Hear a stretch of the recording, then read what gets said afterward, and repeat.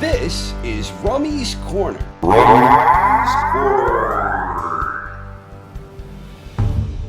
In the rich history of professional boxing, there have been many world champions, especially in the last 30 to 40 years when things evolved to the point where we now have 4 major sanctioning bodies. We don't have many undisputed champions in boxing these days, and in the rare instances that one emerges, boxing politics and the corrupt nature of sanctioning bodies usually make for a short-lived undisputed reign. Tracing the championship lineage in any weight class isn't an exact science, and in some instances it can get tricky. At any given time, the lineal champion isn't necessarily the highest regarded champion in his division. Indeed, the lineal champion may not even technically possess a world title.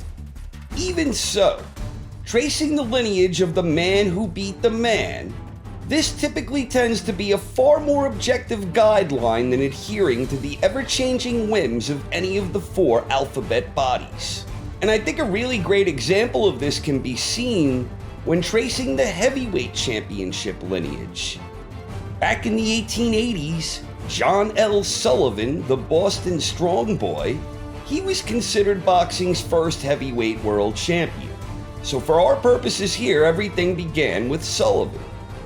On September 7th, 1892, Gentleman Jim Corbett defeated Sullivan by 21st round knockout. Corbett defended the title just once during the next 4+ years. Then on March 17th, 1897, Bob Fitzsimmons challenged Gentleman Jim for the title. Corbett was in control of the action for most of the contest, and he dropped Fitzsimmons in round 6. But Fitzsimmons persevered, and he rallied back to score a 14th round knockout. In his next title fight, June 9th, 1899, Fitzsimmons was knocked out by James J. Jeffries in round 11. Jeffries went on to defend the title 7 times over the next 5 years before retiring. When Jeffries retired, the original lineage dating back to Sullivan had been broken. A new lineage started on July 3rd, 1905, when Marvin Hart stopped Jack Root in the 12th round in a bout that was refereed by Jeffries himself. On February 23rd, 1906, Tommy Burns decisively defeated Hart in a 20-round decision. Burns went on to defend the title 11 times over the next 2 years. On December 26, 1908, Burns took on challenger Jack Johnson, and Burns was thoroughly dominated for 14 rounds before the fight was stopped by the police. The title was awarded to Johnson on the referee's decision. Johnson went on to defend the title 8 times over the next 6+ years, including his successful defense against James J. Jeffries, who had come out of retirement to challenge Johnson on July 4th, 1910. Johnson was in control of that fight before ultimately stopping Jeffries in round 15. And that victory had further solidified Johnson's claim to the heavyweight lineage, removing any doubt that may have surfaced from the broken lineage when Jeffries first retired. On April 15, 1915, Jack Johnson went up against Jess Willard. Johnson had been in control of most of the contest through the first 20 rounds. But as things drew towards the halfway point of their scheduled 45-rounder, the champion began to tire, and Willard scored a knockout in the 26th round. Willard defended the title just once over the next 4 years, and on July 4th, 1919, Willard squared off against Jack Dempsey. The challenger proceeded to drop Willard 7 times in the opening round. This still back in the day where a fighter didn't have to go to a neutral corner after scoring a knockdown. The fight was ultimately stopped when Willard failed to answer the bell for round 4. Dempsey defended the championship 5 times over the next several years, and on September 23, 1926, Dempsey went up against Gene Tunney, and Dempsey lost his title when Tunney was awarded a 10-round unanimous decision. Tunney defended the championship twice before retiring, which included a rematch victory against Dempsey in the bout famously known for the long count. When Tunney retired, this marked the second time that the heavyweight lineage was broken. But unlike Jeffries before him, Tunney never attempted a comeback. On June 12, 1930, Jack Sharkey went up against Max Schmeling for the vacant heavyweight crown. Sharkey won the first 3 rounds, but he was disqualified for a low blow near the end of round 4. So Schmeling became the first boxer to win the heavyweight world championship on a foul. Schmeling made 1 defense of the title, and then on June 21st, 1932, Schmeling lost a controversial 15-round split decision in his rematch with Sharkey. Then on June 29th, 1933, Primo Carnera became the world champion when he knocked Sharkey out in round 6. Carnera made 2 successful title defenses, and then he squared off against Max Baer on June 14th, 1934. Baer savagely battered the champion, dropping Carnera 11 times in the fight before the referee mercifully stopped the bout in round 11, saving Carnera from further punishment. Baer lost the championship in his next title bout on June 13th, 1935, when he went up against James Braddock. Despite being a 10-1 underdog, Braddock overcame the odds and he defeated Baer. It was a 15-round unanimous decision for Braddock, and he would become known as Cinderella Man as the result of this most unlikely feat. On June 22, 1937, Braddock went up against the Brown Bomber, Joe Louis. Braddock dropped Louis in the opening round, but Louis soon found his groove and he inflicted a great deal of damage upon the champion, before ultimately knocking him out with a big right hand in round 8. Joe Louis successfully defended the heavyweight championship a record 25 times over the next 12 years before retiring. But his retirement didn't last very long. During his absence, on June 22, 1949, Ezzard Charles defeated Jersey Joe Walcott to become the NBA heavyweight champion. Ezzard Charles defended that title 3 times before the Brown Bomber came out of retirement to challenge Charles on September 27, 1950. Charles defeated Louis by 15-round unanimous decision, and with the victory, Charles was the new Lineal heavyweight champion. Charles defended the title 4 more times, and then on July 18, 1951, Charles squared off against Jersey Joe for the 3rd time. This was Walcott's 5th shot at the title, and even though Charles had won their first 2 encounters, this time Jersey Joe was victorious, and he scored a 7th round knockout. Walcott made 1 successful title defense against the very same Ezzard Charles. On September 23, 1952, Jersey Joe took on challenger Rocky Marciano. Walcott dropped Marciano in the opening round, and Walcott proceeded to control most of the action. In the 13th round, Marciano landed a crushing right hand to score a devastating knockout. Rocky would go on to make 6 successful title defenses before retiring, and Marciano holds the unique distinction of being the only heavyweight champion in history to retire and remain retired with an undefeated record. But Marciano's retirement represented another break in the lineage. On November 30th, 1956, a showdown between Archie Moore and Floyd Patterson was set to crown a new heavyweight champion, and Patterson stopped the old mongoose in the 5th round. Patterson would go on to make 4 title defenses, and then on June 26, 1959, Patterson went up against Ingemar Johansson. Ingo dropped Patterson 7 times in the 3rd round before the bout was mercifully halted by the referee.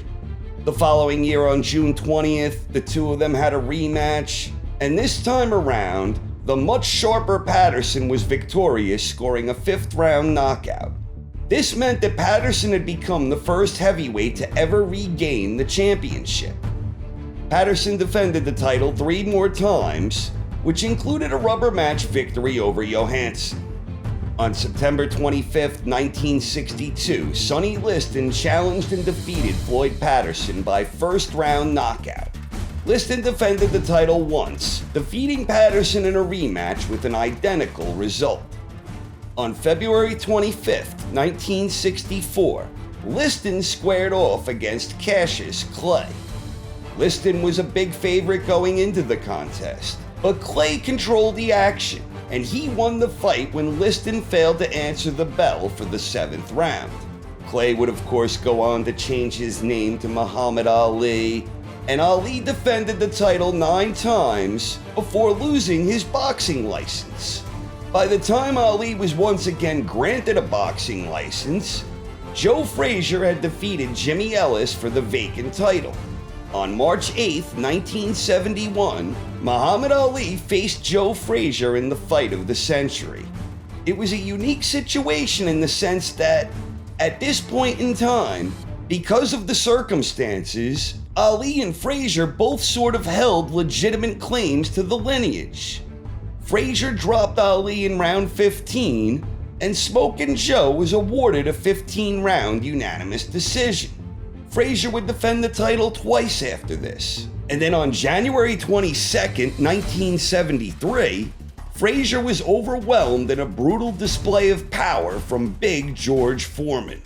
Big George dropped Smokin' Joe 3 times in the first round, and he dropped him 3 more times in round 2 before the fight was mercifully stopped. Foreman would go on to defend the title 2 times. On October 30th, 1974, Foreman squared off against former world champion Muhammad Ali. Big George was the favorite going in, but Ali utilized an intelligent strategy that wore Foreman down. Ali stopped Foreman with an 8th-round knockout, making him the second boxer in history to regain the heavyweight title. Ali went on to make 10 successful title defenses over the next 3+ years. On February 15, 1978, Ali went up against relative novice Leon Spinks. In an upset effort, Spinks defeated Ali by a 15-round split decision. The two had a rematch on September 15th of that year, and this time, Ali won a 15-round unanimous decision. This gave Ali the unique distinction of becoming the only boxer to become a 3-time lineal heavyweight champion. Ali had a short-lived retirement, and then he came back to face Larry Holmes on October 2nd, 1980. At this point, Holmes had already made 7 defenses of his WBC title, and Holmes proceeded to dominate the badly fated Muhammad Ali before Ali's corner stopped the fight at the end of the 10th. The Eastern Assassin made 20 title defenses in total, including those he made before he had solidified the lineal claim. On September 21st, 1985, Holmes took on Michael Spinks, and Spinks was awarded a controversial 15-round split decision. Spinks made 2 successful defenses of the IBF title before he was stripped of the belt. Not long after that, Iron Mike Tyson would successfully unify all 3 major titles from that time: the WBA, the WBC, and the IBF. But even though Tyson was undisputed in terms of alphabet belts, Spinks still had the legitimate claim to the lineal title, as he was the man who dethroned the longtime champion Larry Holmes. So this was a bit of a unique situation where the lineal champion was not considered the best in the division. And indeed, he wasn't even technically a title holder. But this matter was resolved on June 27, 1988, when Mike Tyson stopped Michael Spinks in the first round. With the victory, Tyson truly did become the undisputed champion in an age of fractured titles, with all 3 major titles and also the lineal recognition. Tyson would make 2 more successful defenses, and then on February 11, 1990, Tyson went up against James Buster Douglas. In what was arguably the greatest upset in the history of professional sports, Douglas scored the upset for the ages when he knocked out Tyson in the 10th round. In his next fight on October 25th of that year, Douglas squared off against Evander Holyfield. The Real Deal made relatively quick work of Douglas, knocking him out in round 3. Holyfield defended the title 3 times over the next couple of years. On November 13th, 1992, Holyfield took on Riddick Big Daddy Bo in what turned out to be an explosive, crowd-pleasing clash. Bo dropped Holyfield in round 11 en route to being awarded a 12-round unanimous decision.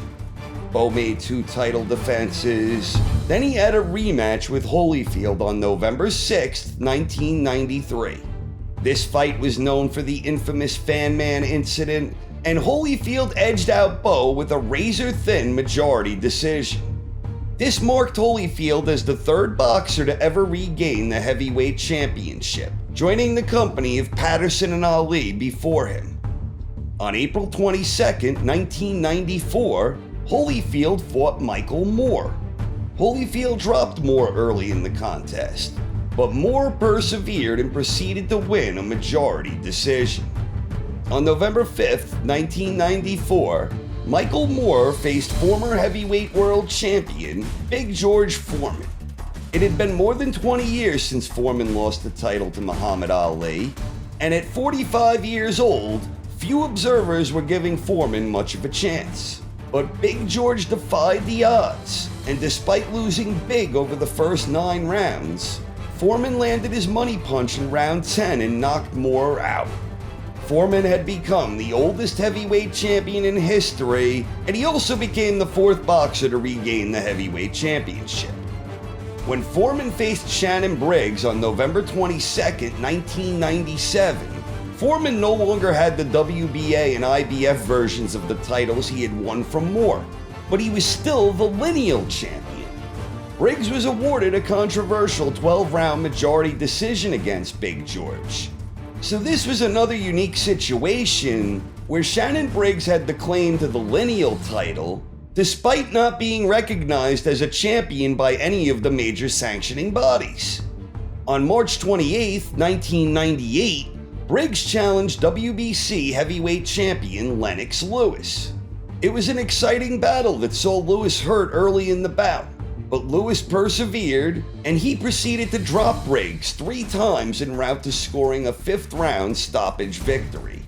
Lewis had 6 title defenses after this, and during this time, he also managed to reunify the big 3 belts that were fractured back when Riddick Bowe tossed the WBC belt into a garbage bin. On April 22, 2001, Lewis squared off against Hasim Rahman. In an upset victory, Rahman scored a 5th-round knockout over Lennox. The two had a rematch on November 17th of that year, and this time Lewis knocked Rahman out in the 4th round. As a result, Lewis had become the 5th and final boxer to regain the Lineal heavyweight recognition. Lewis had 2 more title defenses, and then he retired, once again causing a break in the lineage. This left the Lineal championship claim vacant for a number of years, until Vladimir Klitschko ultimately received such recognition during his long and dominant championship reign. Most observers view Klitschko's victory over Ruslan Chagayev as the pivotal moment, and that bout happened on June 20th, 2009, a day short of 6 full years since Lewis's last title defense. Vladimir piled up 11 more title defenses before facing Tyson Fury on November 28, 2015. To the surprise of most, Fury thoroughly outclassed Klitschko to earn himself a 12-round unanimous decision. And that's where we currently stand. Tyson Fury is the Lineal heavyweight champion of the world. But it's been nearly 2 full years since Fury defeated Klitschko. And in his absence, we've seen the rise of WBC champion Deontay Wilder and unified WBA IBF champion Anthony Joshua. These two appear to be on a collision course where their showdown is inevitable so long as they both keep winning. But, assuming Tyson Fury returns, and I tend to believe he will return to the ring, then I'm of the opinion that all roads looking to seize claim to the heavyweight lineage go through Tyson Fury. And I, for one, am very interested in seeing how the heavyweight championship picture plays out. That's all I got for now. Thank you very much for watching, everyone, and have a great night.